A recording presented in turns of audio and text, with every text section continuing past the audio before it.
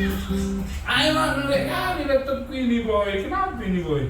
Kenapa? Nge-lag laptopmu? Iya, Apa prosesor laptopmu emang? ini Intel Core i5.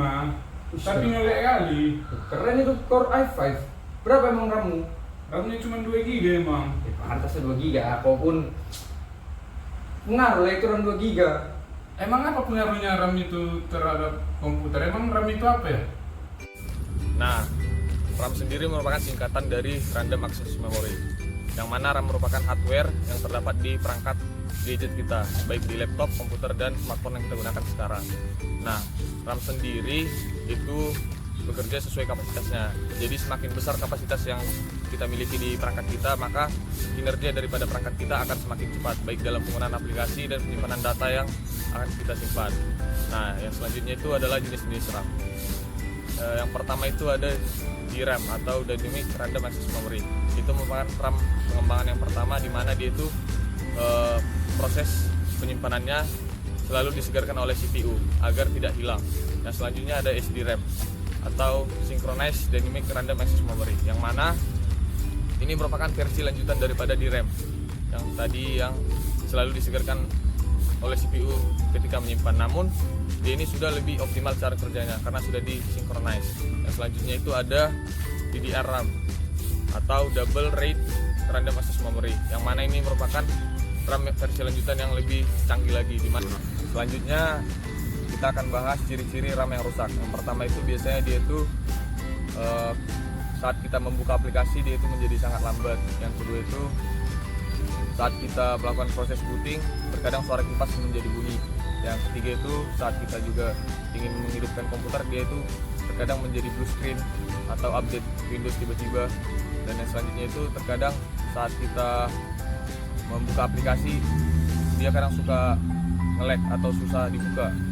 Nah, dari beberapa ciri-ciri RAM yang rusak tadi, yang biasanya akan diketahui CPU jika RAM rusak itu adalah ketika sudah sangat parah sekali. Ketika kondisi RAM rusak masih 30%, akan melanjutkan proses booting. Namun ketika kita ingin membuka aplikasi, dia akan menjadi sangat susah dibuka dan terkadang terjadi blue screen atau layar biru pada komputer kita. Nah, yang selanjutnya mungkin ada sedikit info di mana kita akan bahas tentang struktur daripada RAM. Yang pertama itu ada input storage, yang mana itu merupakan tempat kita memasukkan input ke dalam RAM kita. Yang selanjutnya ada program storage, di mana di program storage ini kita akan dapat menyimpan instruksi program yang akan kita jalankan di komputer kita. Yang selanjutnya ada working storage, di mana ini akan sebagai tempat kita melakukan pekerjaan dan tempat penyimpanan sementara data yang akan kita olah. Yang selanjutnya ada output storage, di mana di output storage ini merupakan tempat akhir penyimpanan data kita yang akan kita dapat gunakan di lain waktu selanjutnya. Nah, gimana Dan? Udah ngerti belum tentang RAM? Udah lumayan ngerti lah boy. Nah, RAM juga bisa ditingkatkan atau ditambahkan. Aku udah bosan kali main game ini boy. Udah mulai dari SD aku main gamenya. Jadi aku mau download game lain tapi kayaknya penyimpananku selalu penuh boy. Emang berapa RAM-mu? ROMku kayaknya ini 256 GB kemarin. Oh iya, aku cek dulu ya boy.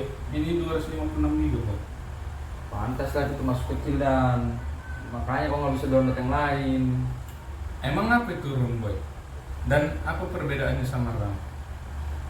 Jadi, berkata kalau ROM itu diibaratkan seperti kita membaca buku di perpustakaan. Nah, ROM itu tempat penyimpanannya. Nah, di perpustakaan, rak buku itu merupakan tempat penyimpanannya. Jadi semua buku yang ada di perpustakaan disimpan di rak buku perpustakaan. Nah, sama halnya dengan di komputer atau di PC atau di perangkat hardware, ROM itu menyimpan dan bertugas sebagai distribusi software.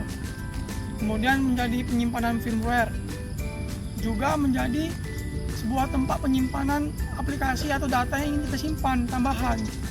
Contohnya jenis-jenis ROM seperti ada CDR, Mushroom, ada PROM, ada EPROM, kemudian ada EEPROM.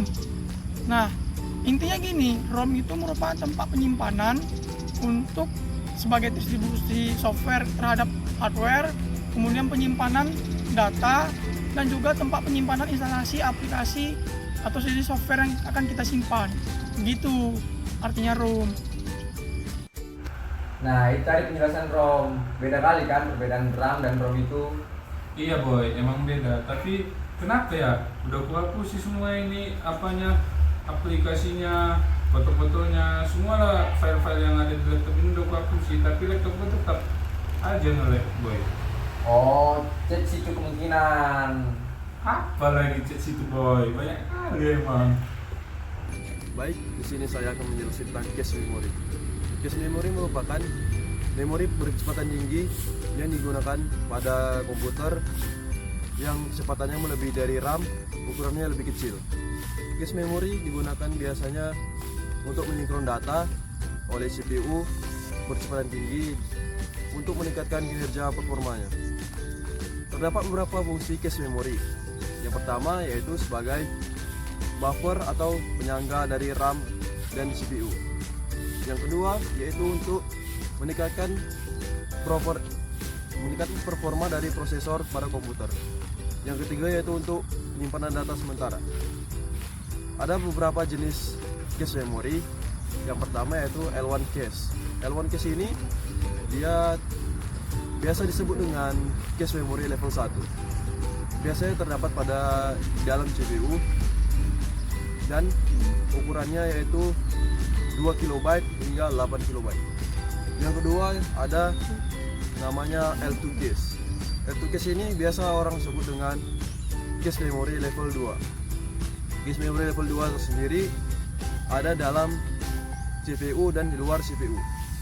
Ukurannya 256 KB hingga 512 KB.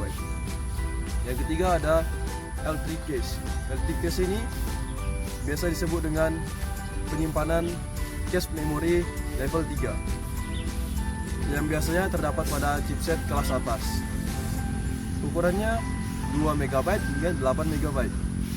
Cara kerja dari cache memori ini adalah dia ukurannya sangat kecil hingga tidak dapat memuat data lebih besar.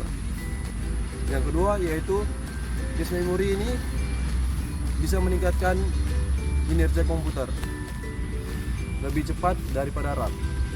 Sekian penjelasan cache memori dari saya. Terima kasih. Oh gitu ya boy. Banyak kan yang belum ku ketahui tentang komponen-komponen dalam laptop ini boy. Itulah Dan, makanya kalau kau beli laptop itu kau cek dulu spesifikasinya dan segala macam. Jangan asal kau beli laptop sembarangan aja, nggak kau tengok itu laptopmu sendiri. Iya emang kemarin aku belinya waktu SD, mana lah aku tahu-tahu itu boy. Pantas lah, kau pun aneh. Sekian penjelasan video dari kami. Saya Ridho Madapurba. Saya Irfan Sitorus. Saya Silasir Munte. Saya Muksin Pradana Kirsang. Saya Boy Adrian Christopher Siombing. Sekian dari kami. Terima kasih.